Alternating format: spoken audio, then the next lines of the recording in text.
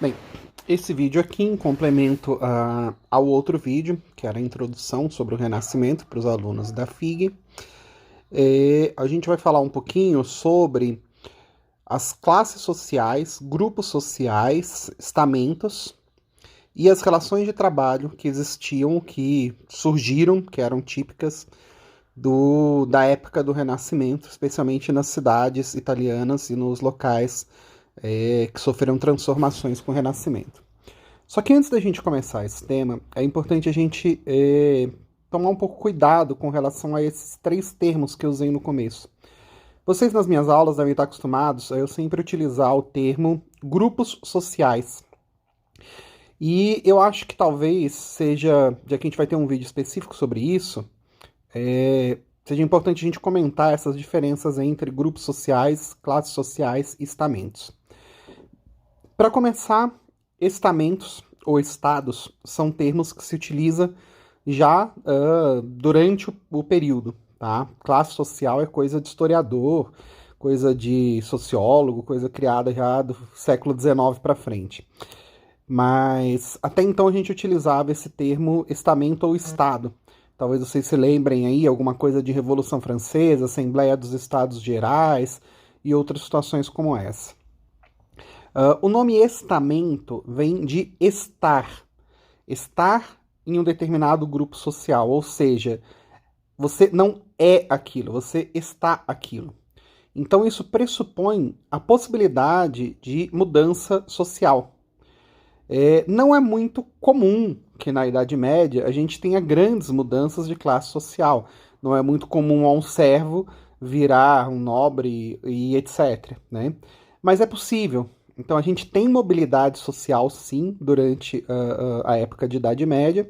E nesse momento do Renascimento, a mobilidade social ela começa a aumentar em intensidade. Por conta do comércio, por conta das oportunidades que são trazidas com essa nova classe social, a burguesia, por conta do próprio Renascimento em si, de novas relações de trabalho que estavam surgindo e assim por diante. Oficialmente, os estados ou estamentos são só três, que são clero, nobreza e povo. E dentro desse povo, você tem uma infinidade de coisas, que vai de burguesia a servo, entre outras, né? Mas mesmo dentro desses grupos oficiais, existem diferenças muito grandes.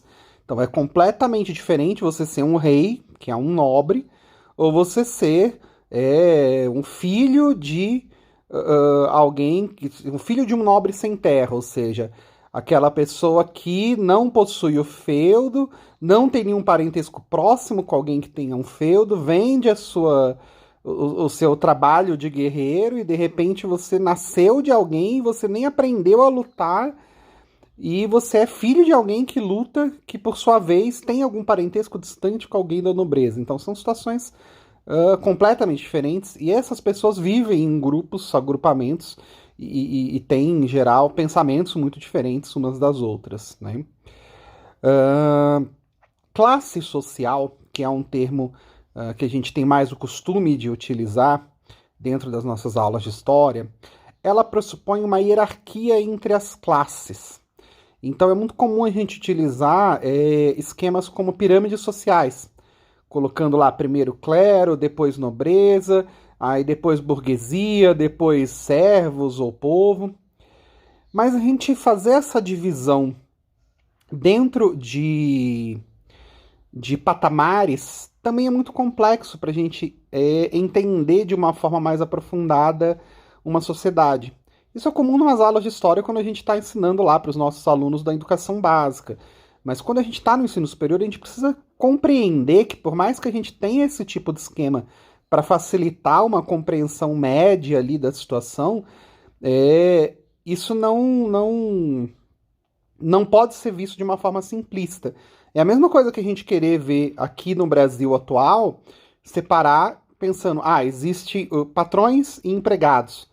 Tá, mas o cara pode ser, tipo, o carinha que tem um botequinho na esquina e é um local alugado, e ele tem ali um funcionário que está trabalhando para ele. Ele vai ter uma situação de vida extremamente pior do que o cara que é o presidente de uma multinacional que ele é empregado, ele recebe um salário. mas ele está numa situação extremamente acima, né, do que o outro, que é o empregador, que é o carinha do boteco. Então a gente tem esse tipo de situação e essa amplitude toda, essa gama toda de possibilidades também dentro da sociedade do Renascimento. Por isso eu prefiro falar em grupos sociais. Quando a gente está falando em grupos sociais, a gente não se preocupa tanto em conseguir posicionar eles, e a gente pode entender que esses grupos podem ser, inclusive, multiclasses. Como assim multiclasses? Dentro de uma mesma família, a gente pode ter pessoas de classes sociais diferentes, mas ser uma família que tem uma convivência de apoio interno da própria família. Como assim? Você pode ter, por exemplo, dentro de uma família, vamos supor, uma família burguesa rica desse período. O filho consegue o casamento com a filha de uma nobre. O pai garante lá, paga um dinheiro para alguém que seja um nobre, que tenha terras, consegue uma filha para que o filho dele, o neto dele, possa ser nobre, tenha o título de nobreza. Ao mesmo tempo, o outro filho dele, ele garantiu com apoios e contribuições para a igreja que fosse membro do clero e que galgasse cargos rapidamente dentro do clero. Então, de repente, um pai burguês, rico burguês, tem um filho ou um neto nobre, uma filha, um outro filho, um neto bispo. E teoricamente, então, a gente tem aí um mesmo grupo social, que pode ser uma família. No caso, família Médici, vai ser uma das famílias mais ricas e poderosas da época do Renascimento. E dentro da família Médici, que é um grupo social, nós temos membros do clero, nós temos membros da nobreza e nós temos membros da burguesia. Inclusive, a gente vai ter, em determinados momentos, papas que vão ser dessa família. Então, o grupo Família Médici é um grupo que acaba transcendendo a própria ideia, tanto dos estamentos quanto das classes sociais e assim por diante. Tá? Entendendo, então, essas diferenças, a gente precisa entender que mesmo dentro do conceito de classes, existe uma diferença muito grande. Então vamos pensar a burguesia em si, nessa época. Basicamente, vias de regra, a gente divide a burguesia em 3 grandes subclasses. A gente teria a burguesia financeira, que é aquela que são donas dos bancos, óbvio, né? Também chamada de alta burguesia. A gente teria a média burguesia, que seria a burguesia comerciante, a burguesia propriamente dita, ou pelo menos a burguesia original, aqueles que estão fazendo as rotas comerciais. E a gente tem a chamada burguesia artesã, que seriam aquelas pessoas que não lidam com os comércios de especiarias ou de principais produtos, mas vivem junto das grandes cidades, de alguma forma prestando serviço para esses outros burgueses e oferecendo produtos que não são considerados produtos extremamente caros. São produtos que pode acontecer de você ter em feudos servos fazendo, ou um tipo de educação que acontece de forma relativamente rápida para você aprender a produzir aquele produto, coisa tipo 1, 2 anos, não uma coisa tão complexa.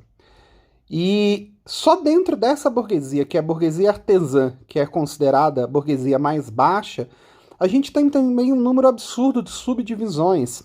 Por exemplo, é muito comum que dentro de cada cidade a gente tenha as chamadas corporações de ofício. Como funcionam essas corporações de ofício? Depende, tá? De cidade para cidade. A gente não tem uma regra absoluta em todas. Mas, vias de regra, a gente tem o seguinte. A gente tem o dono, vamos supor, uma sapataria. Tá? A gente tem o sapateiro. O dono de uma sapataria, ele é chamado de mestre sapateiro.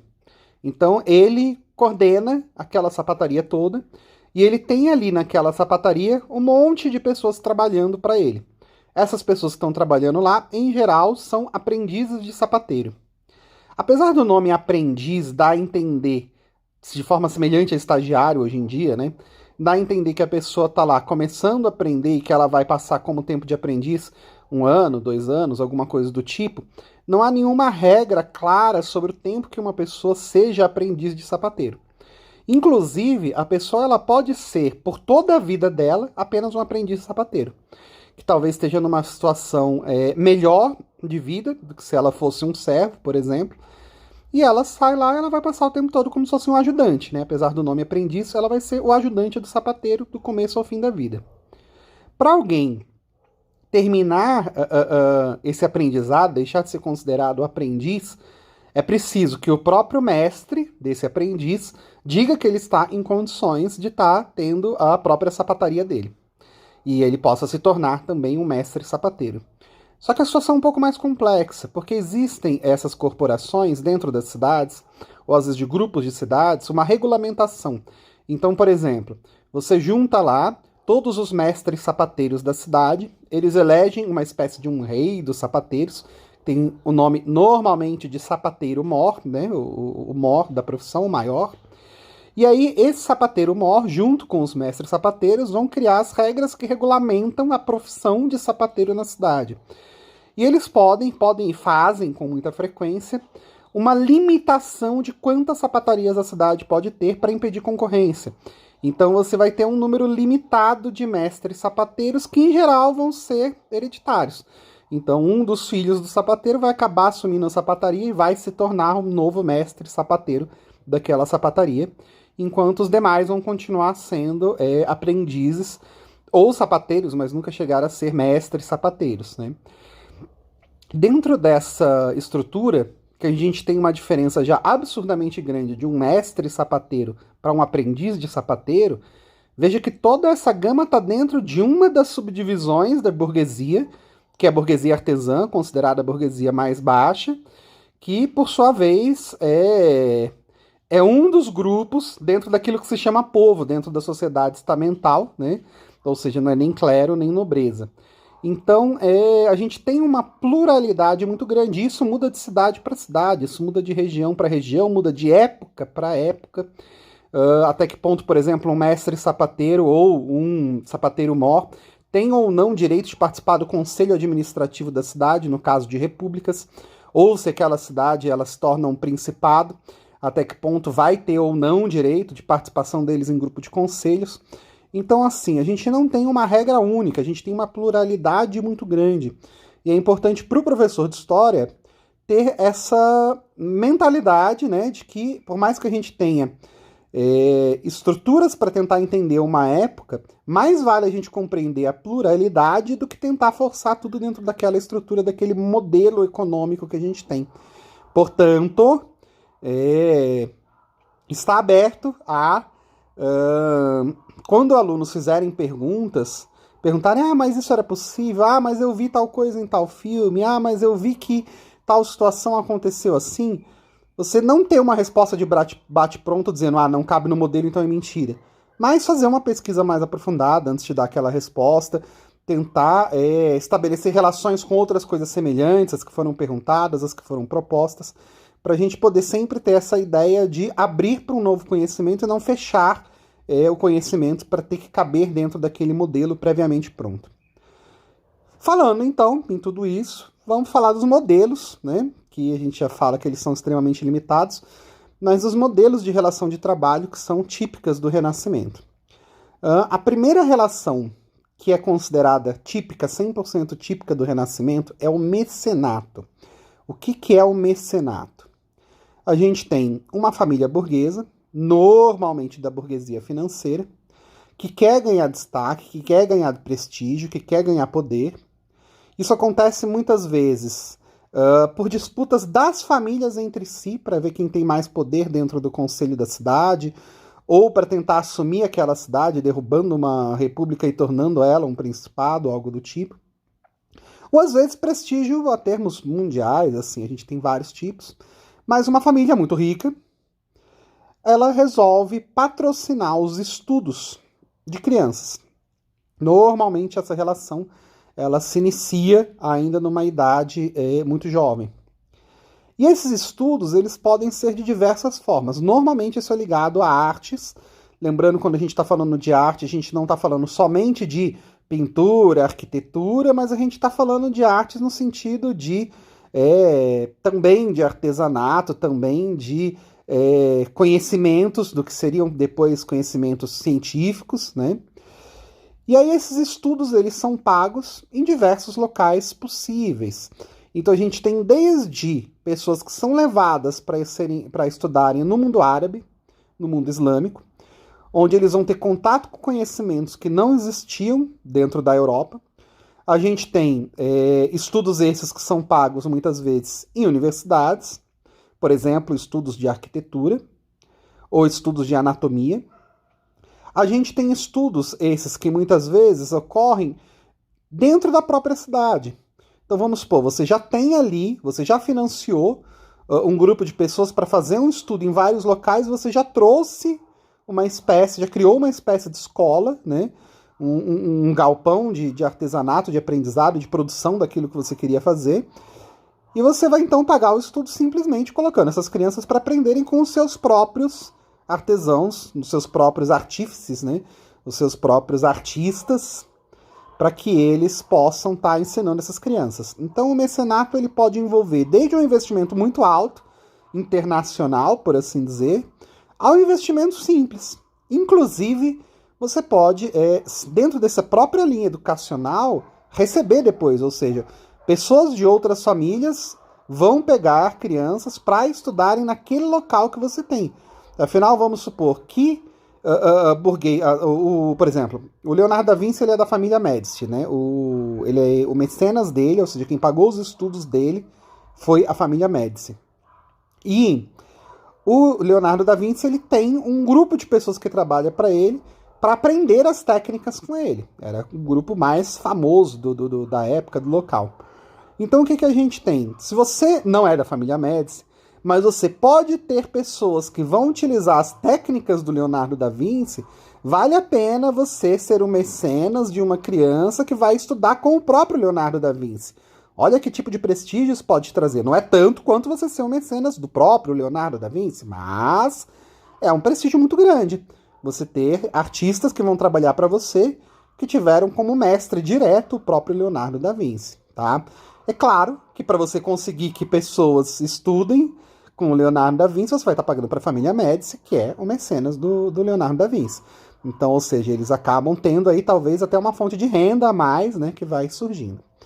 Então o mecenato funciona assim, uma família muito rica paga os estudos, normalmente, para uma criança. Durante esse tempo dos estudos, tudo que essa pessoa que está estudando precisar vai estar sendo paga por essa família mecenas. Então você vai receber um local para morar, você vai receber material para a produção das suas obras, você vai receber livros, você vai receber cuidados em geral, né? Você não recebe dinheiro diretamente, então não é uma relação assalariada. Mas você recebe tudo aquilo que vai trazer para você uma vida e um prestígio infinitamente maior do que você teria se você tivesse sendo um servo ou um auxiliar de sapateiro, por exemplo, um aprendiz de sapateiro. E com o passar dos anos, uma espécie de retribuição para tudo aquilo que você recebeu, você vai fazer as produções que eles pedirem, você vai trabalhar nos projetos que eles pedirem.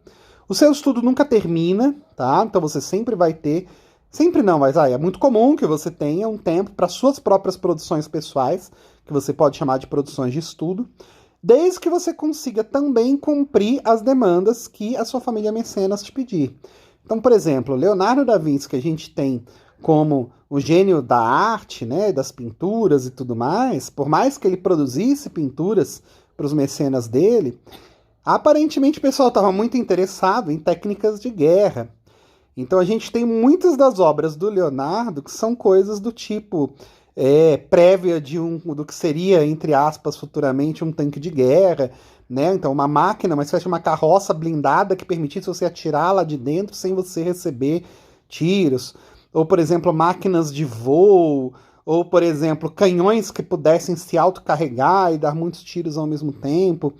Então, assim, havia essa preocupação nessa produção de máquinas de guerra e virava e mexia, estavam cobrando o Leonardo da Vinci por esse tipo de produção.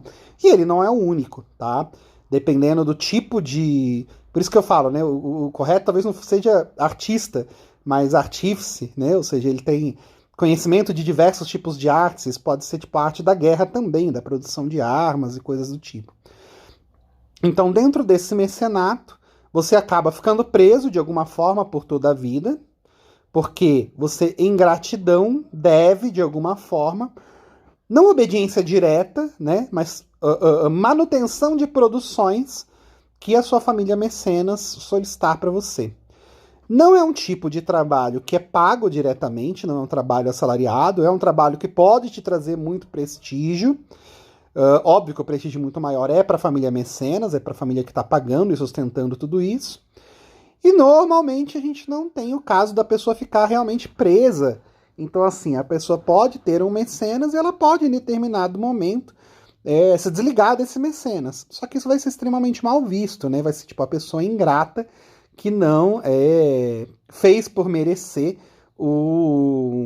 todos os anos de estudo que ela recebeu, porque tudo aquilo que ela tem, teoricamente, seria só por conta daqueles mecenas que resolveram, né, pagar aqueles estudos e propiciar moradia e alimentação boa e todos os materiais necessários para a produção daquilo. Então vamos supor, por exemplo, que o Leonardo da Vinci já tinha uma fama muito grande, né? A gente está pensando naqueles que são tipo os 4 tartaruga ninja, que o pessoal brinca, né? Que é o Leonardo, Michelangelo, Donatello e Rafael. Eles já estão em um momento em que o prestígio desses artistas é tão grande que chega alguns deles e começam até, o Michelangelo mesmo fala, papas haverão muitos, né? Mas Michelangelo apenas eu. Então, assim, a gente tem momentos em que eles vão ter um prestígio tão grande que se eles abandonassem os mecenas dele, a não ser que desse um jeitinho deles morrerem, porque também era muito comum nessa época, essas famílias muito poderosas criarem acidentes, teoricamente falando, né, para que alguém sumisse. Mas assim, se não acontecesse algo desse tipo, com certeza eles seriam super bem aceitos como artistas para outras famílias. Mas, especialmente a maior parte das pessoas que não tinham tanta fama quanto esses 4, especialmente no começo, quando mesmo os mais famosos não tinham ainda tanto prestígio na sociedade, a gente não tem essa possibilidade. Então a pessoa, se ela sai das mãos do mecenas dela, onde ela vai arrumar material para continuar produzindo as coisas dela? Ah, o cara ele é um escultor em mármore. Onde ele vai arrumar uma pedra de 4 metros de mármore e 30 pessoas para trabalharem com ele para ele produzir uma escultura, entendeu? Então, acaba sendo, sim, uma coisa que te prende, na maior parte dos casos, por toda a vida, aquela pessoa que pagou os seus estudos, que é o seu mecenas. Para além disso, um outro tipo de relação de trabalho que se populariza muito nessa época e não é considerado típico do Renascimento, mas é o mais comum até do que o mecenato, é o tipo de trabalho, entre aspas, mercenário, que é o trabalho pago. Você é pago para realizar uma tarefa. Não é considerado trabalho assalariado, porque o trabalho assalariado mesmo, ele vai estar surgindo junto com a CLT, coisa já do século XX praticamente. Por quê? Porque você pressupõe um salário que você está trabalhando ali durante um tempo, ganhando pela hora de trabalho sua, né? E você vai ter um contrato de trabalho. Que é diferente do trabalho por jornada, que é típico da sociedade do começo da industrialização, que é diferente do trabalho mercenário aqui do final da Idade Média. O que é um trabalho mercenário? Você recebe, não por tempo de trabalho, mas você recebe por trabalho realizado. Então, por exemplo, era muito extremamente comum você ter que pagar pessoas para protegerem a sua embarcação na viagem que ela vai fazer. Ou você está pagando pessoas para protegerem o seu próprio comércio. Ou você está pagando carregadores para descarregarem aquela carga do navio que chegou, transportadores para transportarem isso para cidades onde vão ser revendidas. E isso não é um trabalho servil, ou seja, você não está dando proteção em troca de uma pessoa que está plantando, ou seja, não cabe de forma nenhuma na interpretação dentro de servo, né? É um trabalho que é pago e você está pagando pelo trabalho. O seu trabalho é transportar aquelas 50 caixas dali até o tal lugar. Ah, transportou 50 caixas? Pronto, tá aqui, ganhou, pronto. Você vai conseguir outro trabalho desse como transportador depois? Depende. Depende de ter outro navio chegando, depende de você ser um dos primeiros da fila que apareceu ali, e você pode estar realizando trabalhos diferentes dentro desse trabalho pago. Normalmente, quando a gente pensa, né, nesse nome mercenário, a gente está pensando nas pessoas que eram os guerreiros mercenários, pessoas que ganhavam para estar lutando em guerras ou defendendo um determinado local, e isso era muito comum também. Inclusive porque, conforme essas cidades vão ganhando poder, o exército dessas cidades é um exército mercenário. A gente é o contrário do sistema feudal, que um rei ele acaba tendo todo um exército ali por conta da vassalagem. Mesmo que você seja um príncipe de uma cidade, esse príncipe era um cargo eletivo dentro das cidades, né? Embora por prestígio, força e mexer os palitinhos para que morressem os adversários, muitas vezes uma família assumia o principado de uma cidade e isso ficava por gerações. Mas seja como for, não se tem terra, né? Aquela cidade ela é um local restrito, você não tem como dividir aquele local em feudos para conseguir vassalos e assim sucessivamente esses vassalos subdividirem para conseguir novos vassalos. Então o que você acaba tendo? Você acaba tendo um exército pago. Então o tipo de trabalho pago, mercenário, pago por função, que vai do exército até os carregadores, ele acaba sendo a forma mais comum de trabalho durante a sociedade renascentista. Embora não seja a que foi criada para este tipo de sociedade que é o mecenato. O mecenato tem a cara de renascimento por quê? Porque ele foi criado no Renascimento e o principal momento em que ele vai ter o grande prestígio, a grande força dele vai ser durante o Renascimento. Por mais que exista mecenato até os dias de hoje, né? Mas talvez de forma mais informal ou com outros nomes, né? O pessoal chamava aquela lei Rouanet de incentivo à cultura como lei do mecenato, ela chegou a ter esse apelido, embora tenha diferenças, né? Mas o mecenato ele é típico do Renascimento e o trabalho mercenário, o trabalho pago por função, ele é o mais comum que a gente tem aí. O trabalho de aprendiz é outro trabalho que era extremamente comum nessa época. Por que trabalho de aprendiz? Como assim? O aprendiz, ele não está recebendo por esse trabalho. Ele não está recebendo uma quantia em dinheiro por esse trabalho. Em teoria, seria semelhante ao mecenato, ou seja, ele está recebendo ali uma moradia, comida, em troca de aprender uma profissão, com a promessa ou o sonho de que um dia ele pode ter o próprio negócio dele, embora isso não aconteça na maior parte das vezes. Muita gente, inclusive, assemelha esse trabalho do aprendiz à própria servidão. Era comum que, embora não era o principal, não era o mais comum, mas era comum que você criasse a ideia de uma dívida, inclusive, durante esse tempo.